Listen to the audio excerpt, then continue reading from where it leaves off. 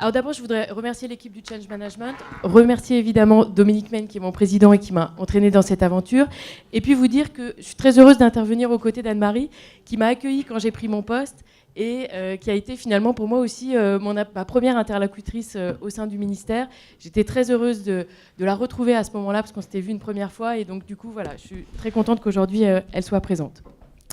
Alors j'avais prévu de vous dire quelques mots sur l'agence et puis ensuite d'entrer directement sur le thème d'aujourd'hui avec peut-être une présentation non pas macro mais plutôt une forme de focus sur, alors bien que le titre de ma présentation soit peut-être un peu pompeux, plutôt sur finalement comment est-ce qu'on peut faciliter, favoriser l'appropriation et le changement en prenant un exemple qui est celui des communautés de pratique. Je pense que c'est peut-être une notion ou un concept que vous connaissez déjà, mais voilà. Alors, et je partage tout à fait l'injonction de Pascal au dialogue, je vous propose de focaliser ma présentation uniquement sur 4 slides et non pas la totalité. Donc, je vous dirais que l'ANAP est une agence formidable. Et je vous propose tout de suite de nous retrouver directement en 2013, quand l'agence a été confrontée... Allez-y, allez-y. Si vous avez des questions, je vous propose qu'on en parle ensuite, mais je vais peut-être passer sur la présentation de l'agence. Allez-y. Voilà, en 2013. En 2013, l'ANAP a été confrontée à un défi qui a été celui du passage du plan Hôpital 2012 au plan Hôpital numérique. Hôpital 2012, c'est quoi? C'est un plan d'investissement. C'est-à-dire qu'on a financé collectivement des projets d'investissement. C'était des gros projets. Il y avait un nombre relativement restreint et l'ANAP a, outre l'instruction des dossiers et un regard sur la qualité des dossiers, apporté un accompagnement méthodologique avec un contenu sur l'accompagnement à la mise en place de grands projets, donc la gestion de portefeuille de projets, etc. Avec Hôpital numérique, on s'est retrouvé confronté à un véritable challenge qui était d'une part de se dire... Ce qu'on veut, c'est non pas accompagner quelques établissements, alors 450 c'est déjà beaucoup, mais en fait, en pratique, l'accompagnement n'avait concerné que quelques établissements. On a par ailleurs un véritable programme d'une ampleur qui était inégalée, c'est-à-dire que ce n'était pas seulement un projet de financement de l'investissement, mais c'était un projet global de montée en compétence de l'ensemble du système de santé, alors plutôt côté hospitalier, mais donc ça s'accompagnait d'actions à la fois sur l'offre, notamment du côté des éditeurs, mais aussi sur la demande et sur les maîtrises d'ouvrage, et puis sur la formation. Donc vraiment plusieurs leviers mobilisés, avec un levier financier aussi, hein, mais qui était un levier qui était axé sur la création de valeur et finalement un financement aux usages, c'est-à-dire uniquement une fois que l'outil mis en place, le système d'information mis en place, atteignait une certaine cible d'usage. Pour donner un exemple très concret, un des champs d'intervention d'Hôpital numérique, c'est le développement du dossier patient informatisé. Et donc, au lieu de financer l'implantation, la mise en œuvre de dossiers patients informatisés, le financement se faisait à partir d'un certain niveau d'utilisation du dossier patient informatisé. C'est-à-dire nombre de services, nombre de praticiens, nombre de patients concernés. La cible, c'était 100% des établissements sanitaires. Et vous voyez, 3300 établissements, puisqu'on avait un champ d'intervention qui était à la fois public, privé non lucratif et privé, puisque l'ANAP a cette chance d'être complètement transversale dans le système de santé et de s'adresser aussi bien aux établissements publics, privés, que privés non lucratifs. Confronté à ça, on s'est dit, donc sachant qu'à l'agence, c'est une centaine de personnes, les personnes qui s'intéressent au développement des usages du numérique, c'est 8 personnes. Voilà. Donc c'est une toute petite équipe. Cette toute petite équipe, voilà, elle se retrouvait confrontée à comment on fait pour apporter quelque chose, pour accompagner, pour appuyer des professionnels, embarqués dans un plan sur 5 ans, avec des financements à l'usage, avec l'idée de se dire comment est-ce qu'on peut démultiplier un accompagnement qui a du sens et qui est adapté et pertinent pour les acteurs de terrain. Alors, peut-être, voilà, du coup, on avait 4 objectifs. Élaborer une connaissance qui soit une connaissance pratique, c'est-à-dire comment est-ce qu'on vient finalement lever les irritants que David Otissi a évoqués au tout début de cette introduction, c'est-à-dire comment on règle les problèmes concrets auxquels sont confrontés les professionnels, comment est-ce que cette connaissance, une fois qu'elle est produite, elle peut être rendue disponible, rendue accessible, comment est-ce qu'ensuite elle est appropriée par les professionnels et comment est-ce que collectivement on monte en compétences. Donc là, on a à partir de 2013 mis en place 3 dispositifs. Le premier, pour répondre à ces 4 objectifs, le premier c'est un centre de ressources. C'est en fait une plateforme en ligne de gestion des connaissances. Donc, elle existe toujours, hein, c'est numérique.anap.fr. Vous pouvez vous connecter, créer un compte.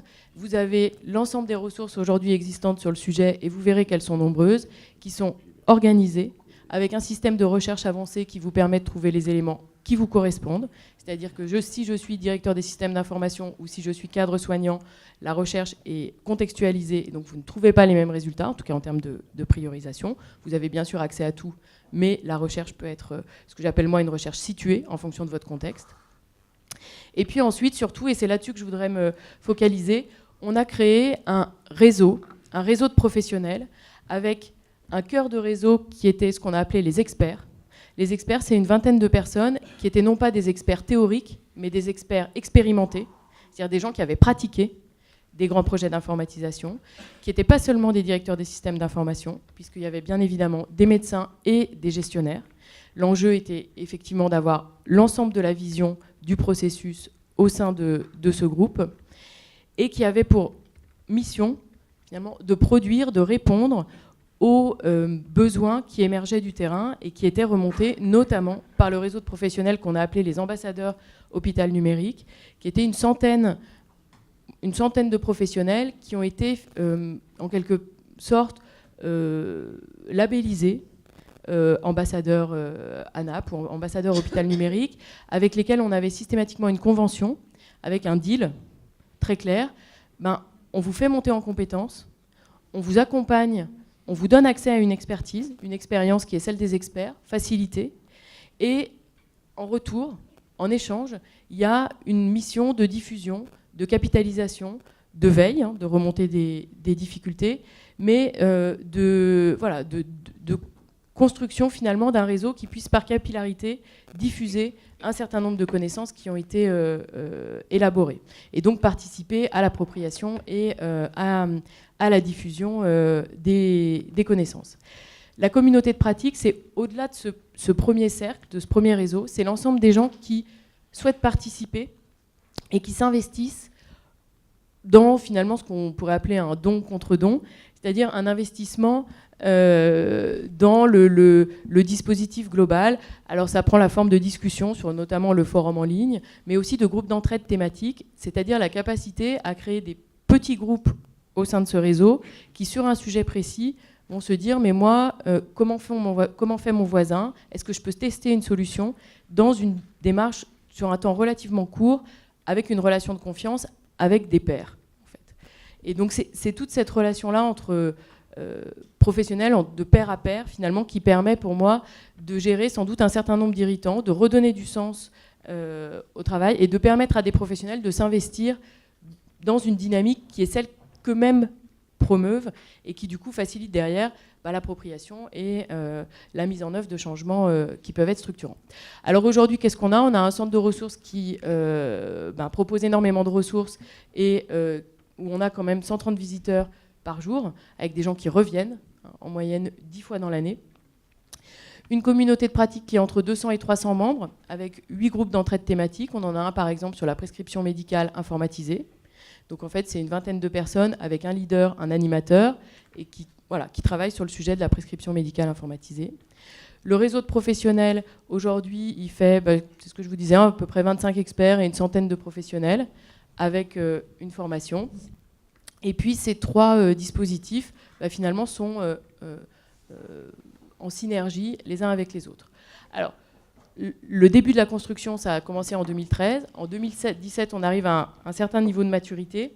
On a aujourd'hui, donc ça c'est les réalisations, si j'ose dire. Si on passe à la slide suivante, on peut voir les résultats. Alors en termes, je ne sais pas si on peut dire en termes d'appropriation, mais en termes d'accompagnement au changement, ce qu'on constate, c'est que par rapport au programme Hôpital numérique, les établissements et les professionnels qui se sont inscrits dans ce dispositif-là ont atteint plus facilement que les autres, ou mieux, les cibles du programme, notamment sur le développement des usages. Alors on peut penser qu'on a pris ceux qui étaient le plus en avance, qui se sont intéressés, qu'il y a une dynamique vertueuse, bien sûr. voilà, en tout cas, pour nous, c'est aussi un signe que les échanges qui ont eu lieu, la qualité, finalement, la diffusion des éléments, permet aussi aux établissements concernés, voilà, finalement, quand même, d'atteindre des résultats qui sont meilleurs que ceux qui ne sont pas embarqués dans le dispositif. Voilà, il y a une analyse à faire qui doit être un petit peu plus approfondie, mais ça, c'est des résultats bruts qui sont quand même, je trouve, intéressants. Alors, du coup, je vais peut-être passer directement à ma dernière slide sur les perspectives.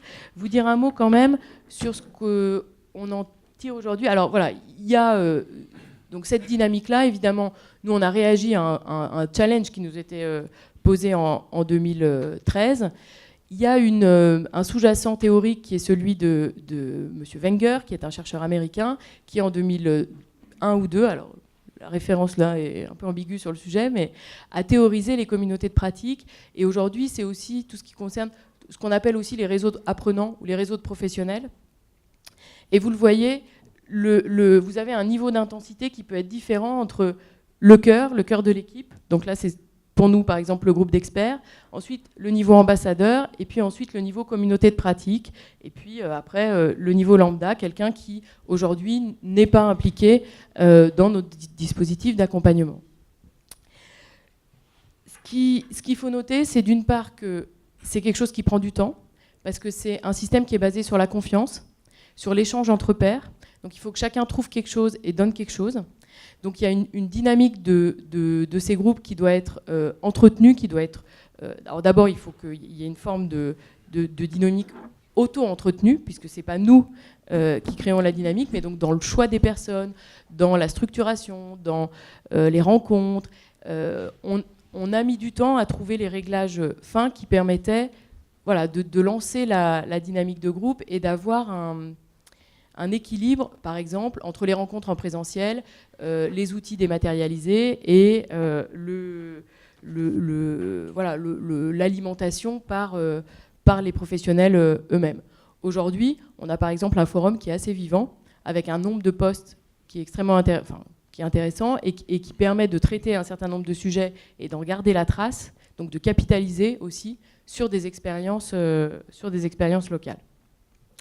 Alors ce dispositif, c'est un système d'apprentissage social, hein, donc on est bien dans une dynamique collective. Donc je le disais, il y a un sujet de fragilité, de temps. Alors là, je vais m'éloigner un petit peu, parce que là, c'est des choses que j'ai déjà dites un peu au fil de l'eau, donc je pense qu'on peut aller un peu plus loin, peut-être jusqu'aux perspectives. Pour moi, il y a une question temporelle. Il faut du temps pour construire un réseau de ce type-là. Il faut du temps pour créer la confiance. Donc, c'est des systèmes fragiles. C'est des systèmes où, quand on perd la confiance des membres, il faut recommencer à zéro. C'est des systèmes qui sont peu coûteux, d'une certaine façon, en ingénierie, mais qui sont coûteux en temps d'animation et du coup qui ont cette fragilité intrinsèque, mais qui potentiellement peuvent avoir, je trouve, un retour sur investissement en termes d'accompagnement au changement, qui sont extrêmement puissants. Et puis, voilà, il faut voir que là, on a été sur Hôpital Numérique particulièrement aidé par le fait qu'il y a un programme national, une dynamique nationale, des cibles nationales dans lesquelles les acteurs pouvaient partager, s'inscrire en lien avec ces cibles-là. Donc, je pense que ça, c'est aussi une condition de réussite pour ce type de système. Alors, en termes de perspective, ce que je voudrais souligner, c'est que d'abord, on n'est pas du tout les seuls à mener ce type d'initiative. Je pense que c'est des types de dynamiques qui sont particulièrement adaptés au secteur de la santé. D'abord parce que les médecins, la communauté médicale, les professionnels de santé ont l'habitude de travailler sur ce mode-là avec finalement des groupes où les pairs entre eux discutent et où il y a une équité finalement dans la place de chacun des membres, une forme d'égalité. Donc il y a d'autres initiatives, hein, je pense notamment à l'EHESP qui, en lien avec la HAS, a monté une initiative de ce type-là. Je pense par ailleurs que, alors nous, on est en train d'étendre, d'abord sur le sujet numérique, on est en train de s'étendre au médico-social, puisque 3300 établissements de santé, c'est bien, mais on s'est dit, que peut-on faire pour les 22 000 établissements médico-sociaux?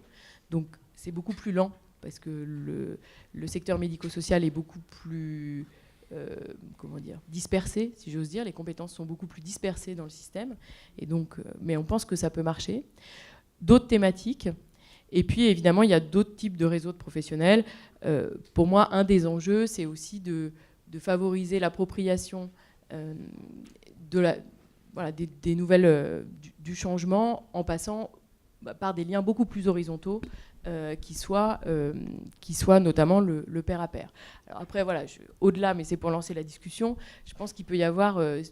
moi, ma conviction, c'est que ce sont des types de systèmes qui sont particulièrement bien adaptés au champ de la santé. Et je pense qu'aujourd'hui, voilà, on a d'autres défis qui nous attendent un peu plus loin. Je pense que par rapport aux discussions qu'on a eues tout à l'heure, c'est une initiative, et pour moi, l'idée était très modestement d'essayer de m'inscrire dans le thème de la séance en faisant un focus sur un type une forme de dynamique de changement.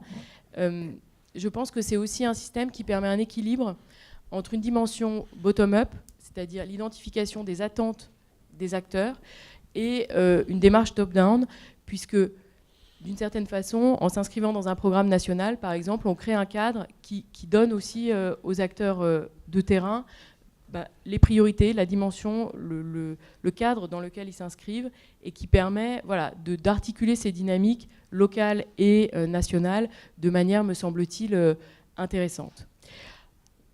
Et puis peut-être pour finir, on a, là c'est un exemple où on vous montre une communauté de pratique où finalement c'est l'apprentissage et le développement des connaissances qui sont le plus important, l'objectif. Mais ce type d'expérience peut aussi servir notamment pour repérer et faire grandir des innovations. Et c'est une initiative qu'on vient de lancer que le ministère a lancé en partenariat entre la DGOS et l'agence sur la communauté d'innovation hospitalant, où on est dans une logique aussi bottom-up de mobilisation des professionnels au niveau local avec un soutien, un appui dans une dynamique collective entre pairs. Et je pense que c'est vraiment des systèmes qui permettent d'atteindre c'est des systèmes assez modestes, mais qui, on dirait frugaux aujourd'hui, mais qui permettent d'une part une forme d'agilité et d'autre part que chacun s'y retrouve. Et donc, quand on voit que quand on arrive à embarquer les professionnels, ils sont prêts à donner beaucoup, ils sont prêts à s'investir beaucoup. Et on le voit, nous, sur le numérique, on a des experts, des ambassadeurs qui sont, dans certains cas, extrêmement investis et qui embarquent dans ce dispositif-là aussi un accompagnement au changement et une dynamique d'appropriation.